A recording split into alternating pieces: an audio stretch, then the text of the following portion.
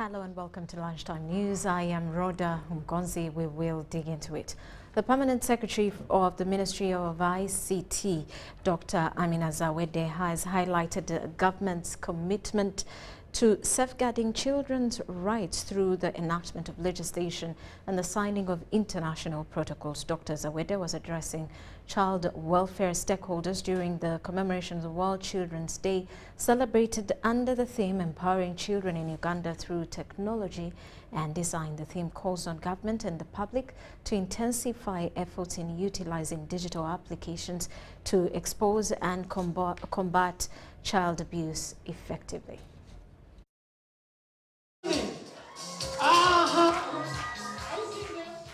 World Children's Day was characterized by exhibitions of technological advancement and different media advocacy platforms to address the plight of children in Uganda. Depending on interventions to end child abuse, innovations in ICT will expose abusers of children's rights. As we mark 35 years of the Convention of the Rights of the Child, the most widely ratified UN convention globally, it's important for us all to recommit to uphold and protect the fundamental rights of children. They are not just the future, they are also the present. The Permanent Secretary at the Ministry of ICT, Dr. Amina Zawede, said that when children are empowered to use technology, it is easy to advocate for their own rights. The government of Uganda recognizes the transformative power of technology in driving socio-economic development. We acknowledge that technology today provides a foundation upon which the future is built.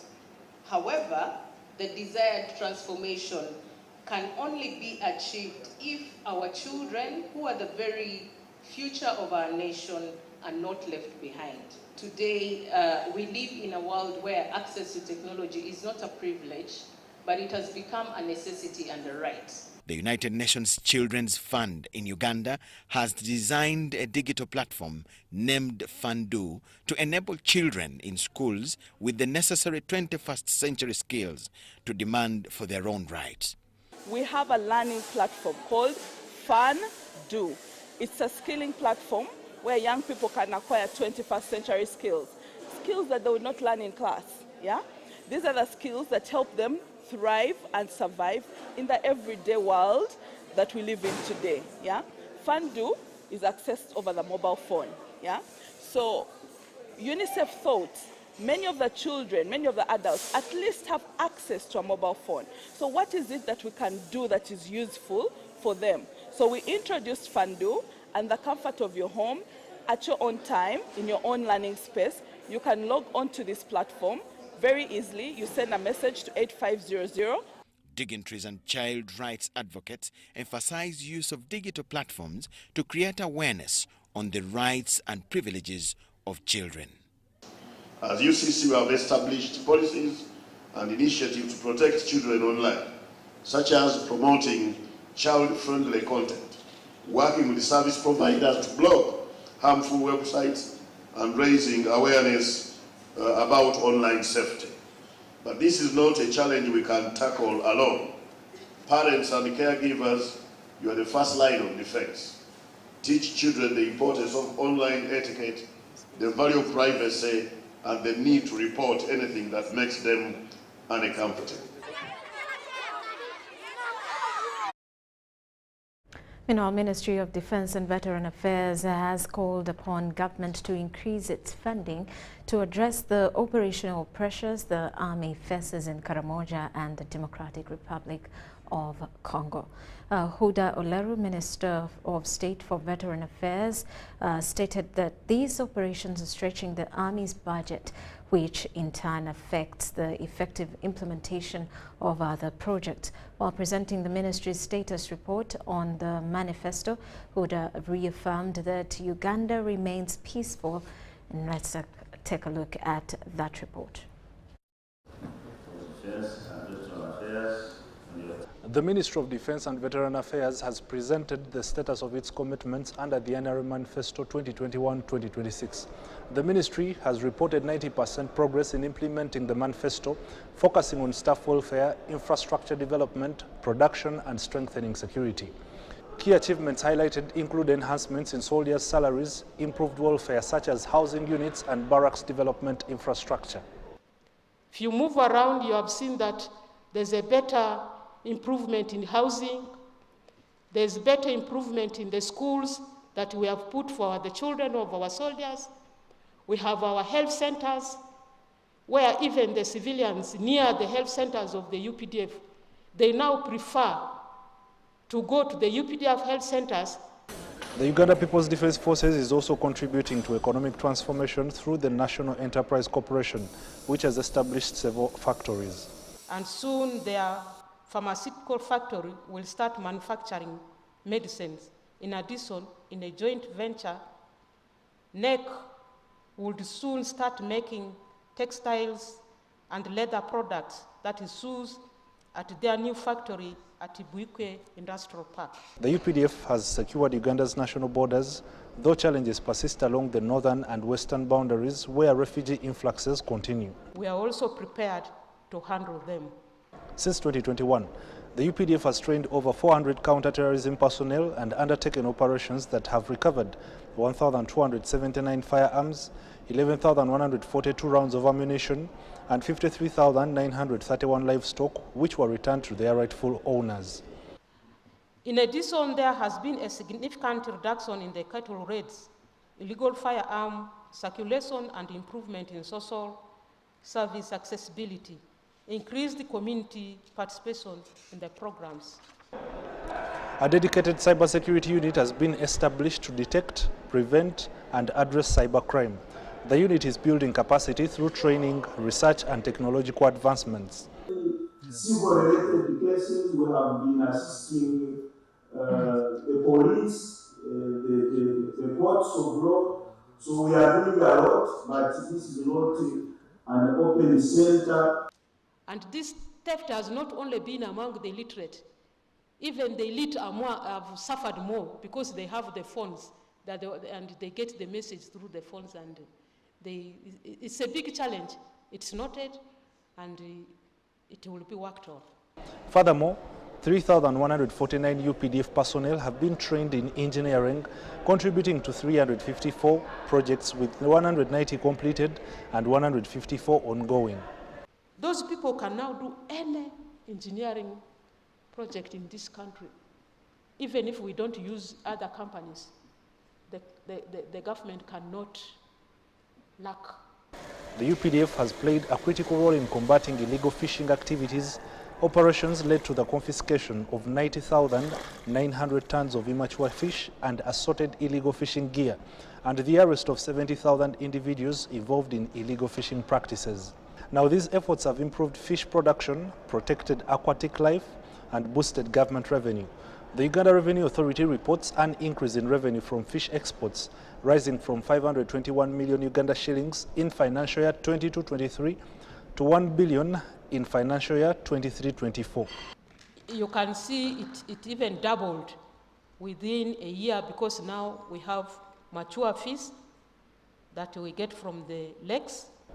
However, some benefits remain unmet, including unpaid retirement benefits for 14,535 veterans, the construction of additional housing units, the recapitalization of the Uganda Air Cargo Corporation, and the completion of the Defense Referral and Teaching Hospital.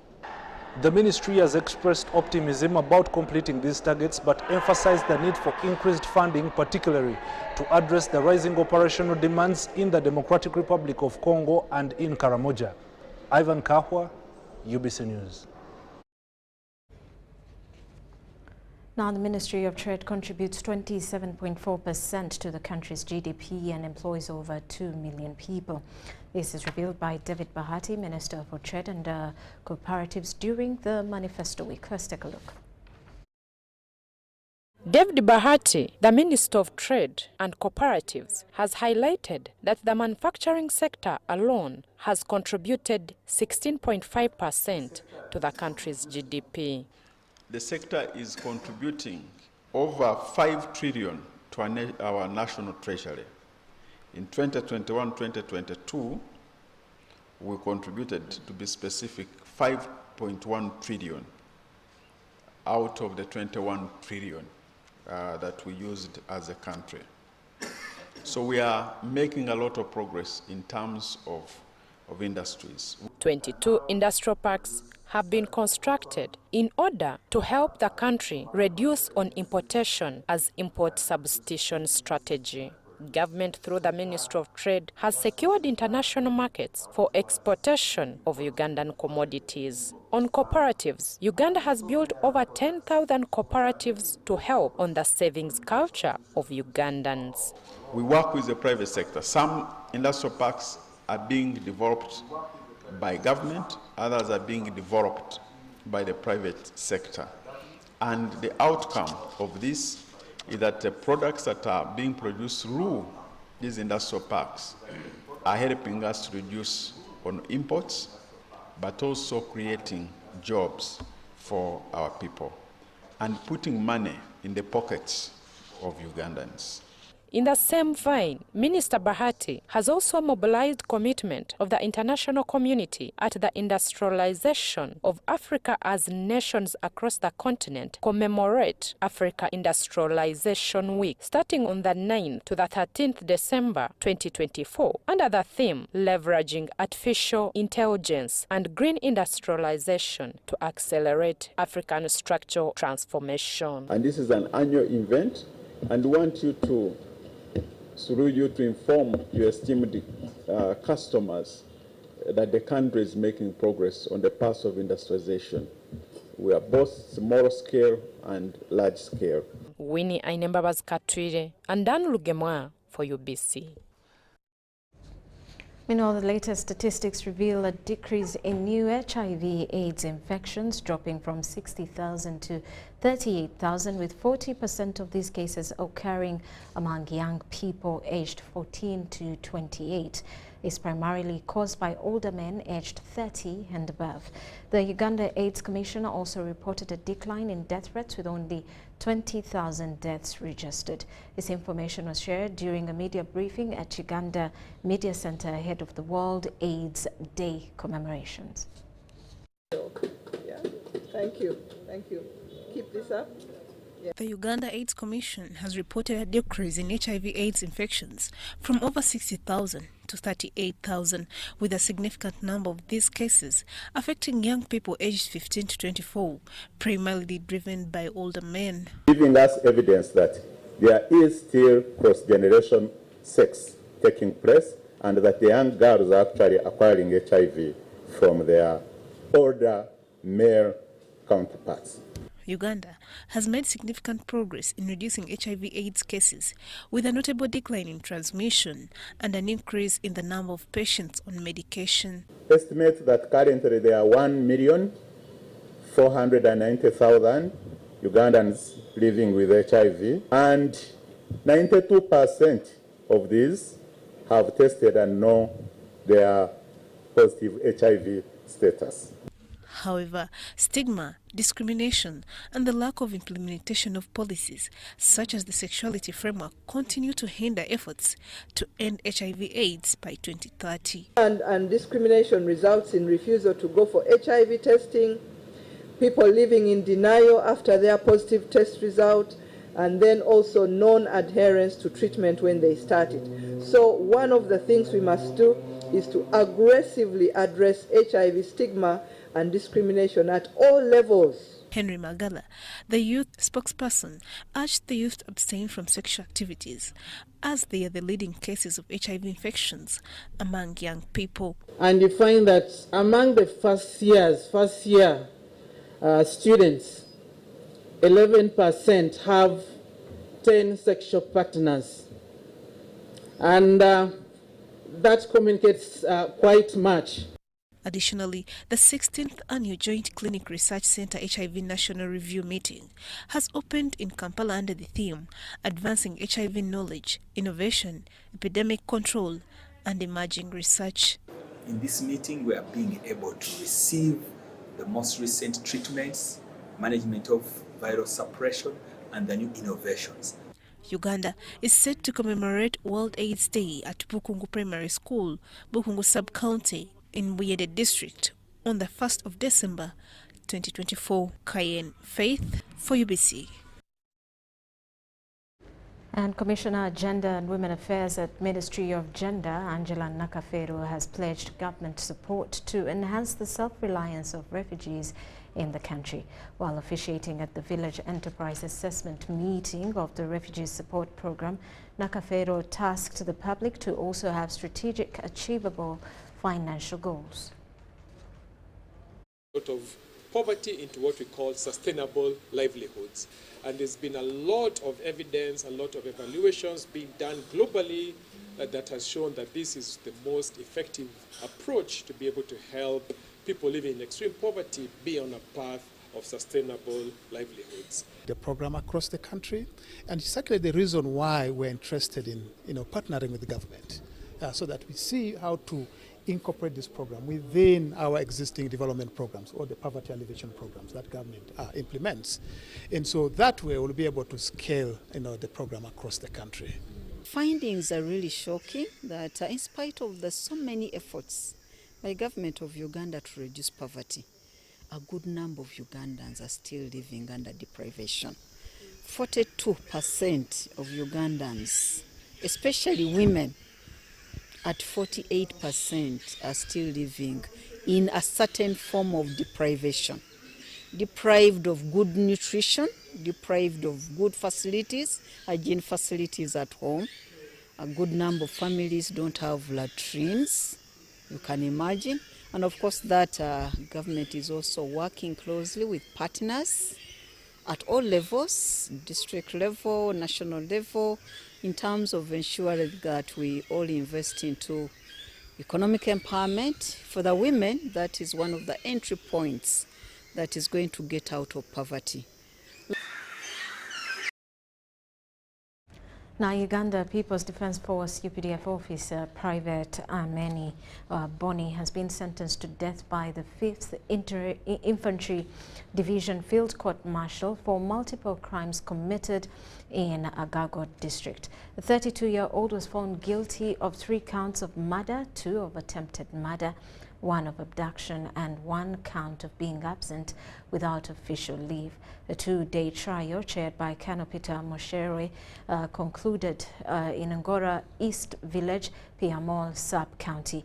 Court heard that on the 20th of October 2024, Amenyi deserted his post at Pokodong Detach and armed and agitated went to Ngora East Village searching for his wife Ongom Betty, whom he suspected of infidelity. He fatally shot 3 residents, injured 2 others, including a 1-year-old child, and abducted a man at gunpoint to reveal the whereabouts of his wife and her alleged lover. During the trial, Amenyi pleaded guilty to all charges, citing frustration over his wife's disappearance.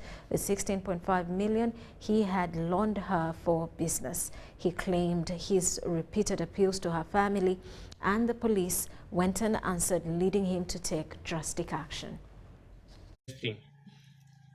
This court to kindly favor me. I've never been taken to disciplinary.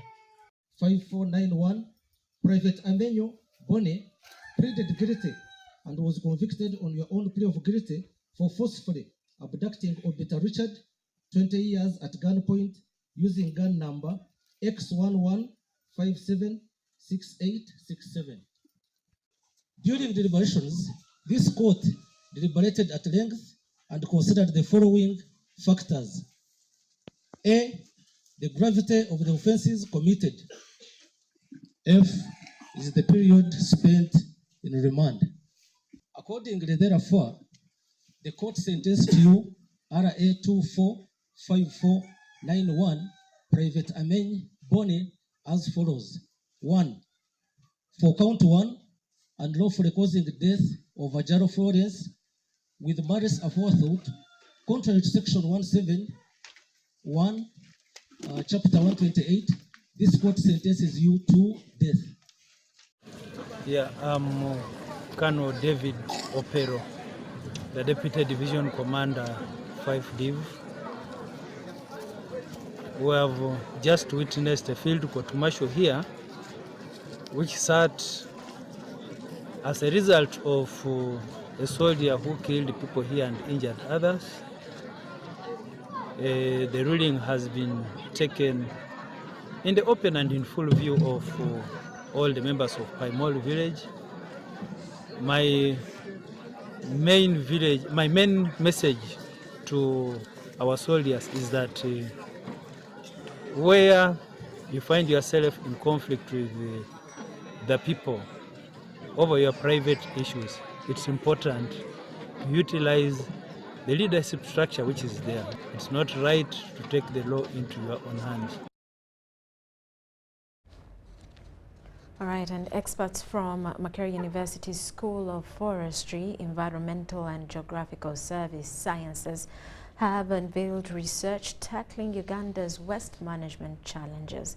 Now, their study highlights the environmental and health impacts of the Chitezi landfill collapse, which tragically claimed over 35 lives in August this year.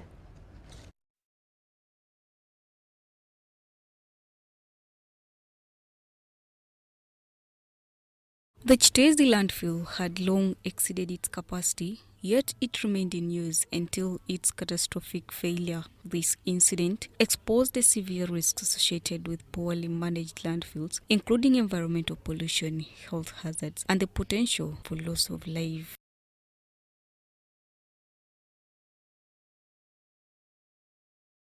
A waste management consultant, Dr. John Alan Komakech, emphasizes the importance of treating waste management as an essential service linked to utilities like rent, water, or power bills. This approach would encourage individuals to take responsibility for their waste management. Collecting the waste, they do it free of charge, especially for some households. This is dangerous because waste management has a cost. It is costly. So we need to ensure that, we as a country, we need to ensure that the beneficiaries sort of try to pay. Now the question is, how do we ensure that? Could we charge it on the rent, which people are paying? Can we charge it as part of the other utilities? All in all, I'm trying to say is that people have to come in and pay for this waste management if it's supposed to be done. The researchers propose several solutions to mitigate future risks, which include proper landfill design, alternative waste management method, public awareness and education, among others. It's for us to emphasize sorting of this waste, yet all this waste is collected in the same truck. It will undo what we have put much effort on. These fractions are supposed to be separated, and the trucks come for different fractions. So a truck should come for plastics, another truck should come for organic waste, another truck should come for metals, and so on. So in that way, we can be able to ensure that the waste goes to where it is supposed to go. Amplify such strategies that can repurpose waste. That could be a strategy for waste reduction. The government can also install incinerators on site, such that the things that can burn, that have no other use but they can burn, they can be burned, and then you have very few kilograms of ashes that you can bury in the what? In the soil, instead of stockpiling the rubbish. If we could stress like other countries like Rwanda, and we use more paper packaging than plastic, maybe even this collapse wouldn't have happened, because those plastics cannot be compressed in a landfill. But also, the government is currently seeking to establish a new waste management site while decommissioning the Chitezi landfill. The researchers' findings and recommendations are timely and crucial in informing this process. Charity Marion Imnat and Robert Katamba for UBC News. And Luero District Senior Probation Officer Joyce Namigate has urged educationists to unite in combating domestic violence, child abuse, neglect, defilement, and denial of school lunch. She emphasized that these efforts are vital for improving the district's academic performance. Namigate made the appeal during the opening of the second Luero District Education Conference held at Kasana Playground. Appeal during the opening of the second Luero District Education Conference held at Kasana grounds. The two-day event opened with a performance by a student choir and focused on addressing issues affecting education in the district. Her call followed troubling statistics from the National Police Crime Report, which ranked Luero among the top districts for crimes against minors between 2019 and 2023. Namigade stressed that children cannot succeed in school if their rights are violated and urged the community. When it comes to child neglect, 2023, people who are neglecting their children, they don't want to take them to school. Where we are 3, we are number 3, not number 4, we are number 3. After praying. Namigade emphasized that learners cannot thrive in their education when their rights, both at home and in school, are severely violated by those who are meant to protect them. I wish also child protection issues are embedded into everything that we do. When, as I stand here, I was just sharing with the education manager. On the 15th, which was last Thursday, I escorted a 14-year-old at Kasana Hospital to give birth. A 14-year-old. Luero District Vice Chairperson Christine Nakamanya highlighted the importance of parents providing school lunch to boost academic performance. And of course, as a district, one of our greatest challenge is feeding in schools. And I think as we were commissioning projects, the FC5 chairperson came up with a very strong voice.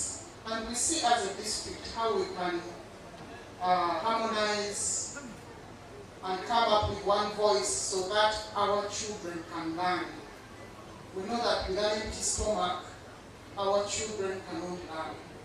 But as district council, we are going to commit ourselves to coming up with a resolution so that our children feed at school for better grades. Meanwhile, SESEMAT coordinator John Senteza called on teachers to embrace the competence-based curriculum to better equip students for the 21st century.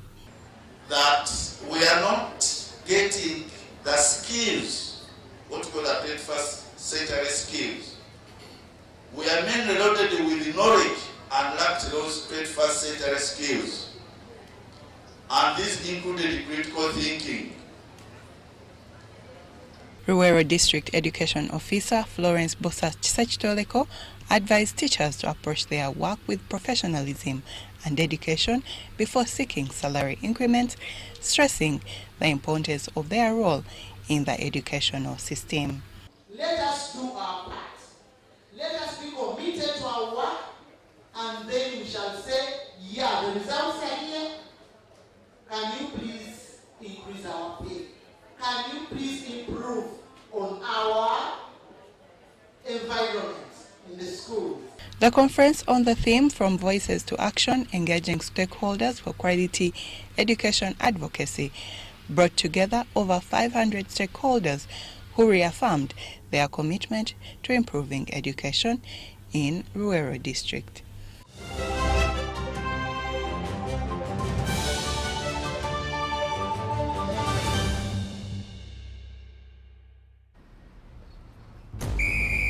To be a winner, you must have the discipline of a tiger.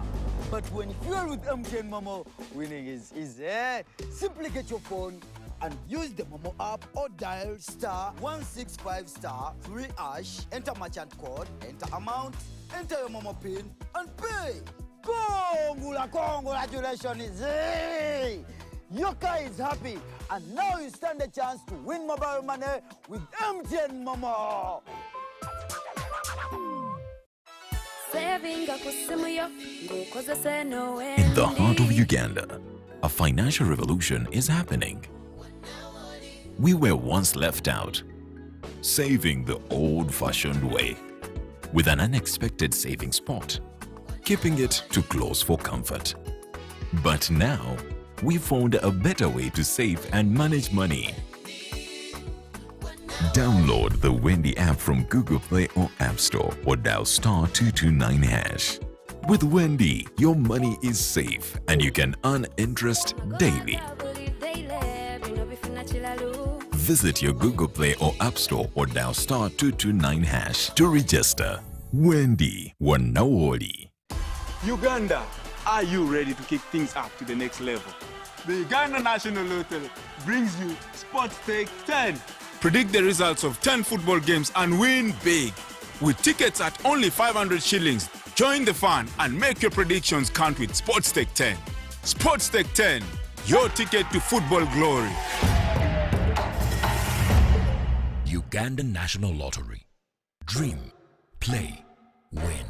Participants must be 18 years or older. Play responsibly. The Uganda National Lottery is operated by Ituba Uganda and regulated by the National Lotteries and Gaming Regulatory Board.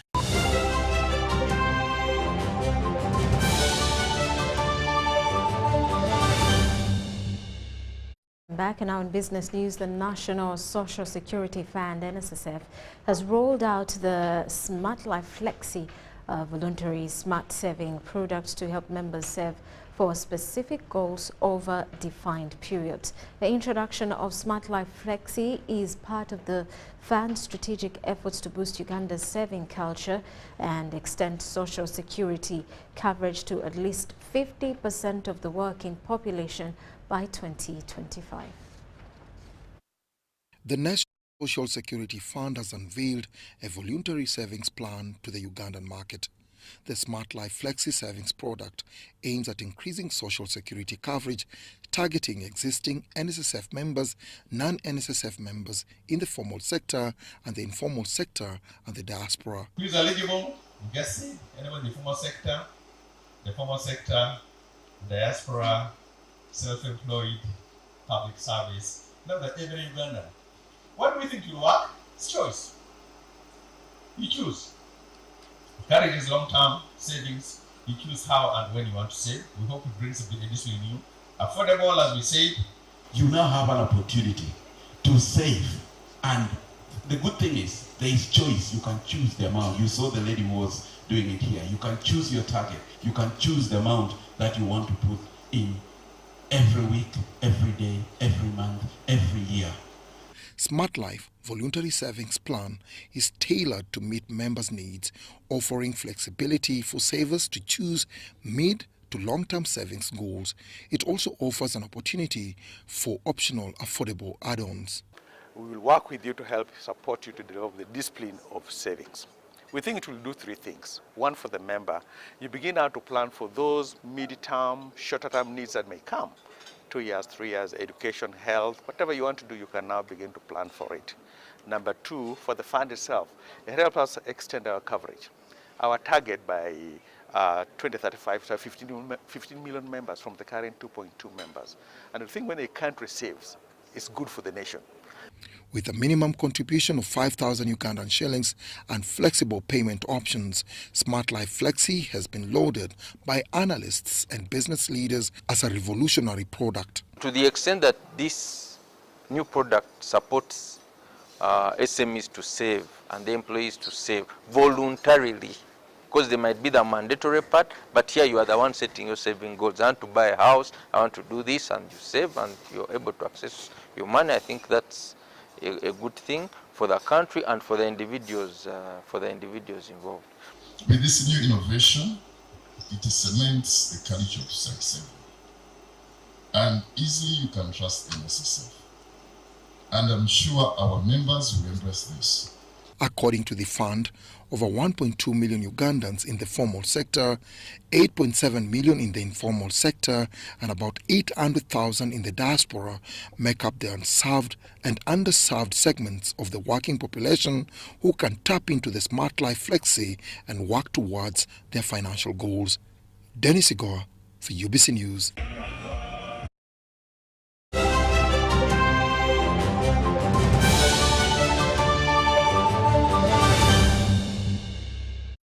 And now in sports, Uganda's quest for more sports facilities has received a positive answer in Mbarara City.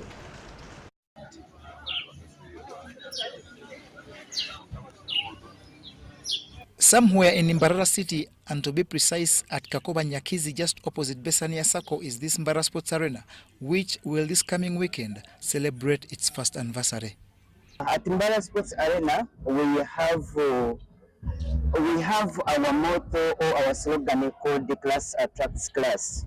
When I talk class attracts class, people may think that we are kind of the classy, or we are people who are too expensive, or that we only achieve those classy people. No, the slogan or the word behind, the meaning behind the class attracts class, we are here and we are always trying to be the different around the town or around the community. Class attracts class, we do welcome every person that who enters here. It's a rare sports arena that is fully equipped with an artificial football turf, a swimming pool, basketball, tennis, and volleyball courts. We've got tennis ball, we've got a swimming pool, we've got a restaurant, a very nice restaurant, which we also have a sauna and steam, and also a gym. So we are here for health, we are here for fun, and we are here for skiing. It also has space for indoor games like pool, a state-of-the-art gym, a sauna facility, and importantly dressing rooms that make it unique from all others in Uganda. Mbarara Sports Arena's anniversary this weekend will be spiced by musical performances and crowned by awarding of the winners of the Arenas League with a trophy not seen anywhere in Uganda before. You can come and have a feel and a touch. It is in that day we shall be giving out the trophy. Those who have been the league that have been playing, that's Arena League, we shall be giving it out. Well, and that does it for Lunchtime News. Thank you for sticking with us. Have yourselves a lovely afternoon. I am Rhoda Ngonzi.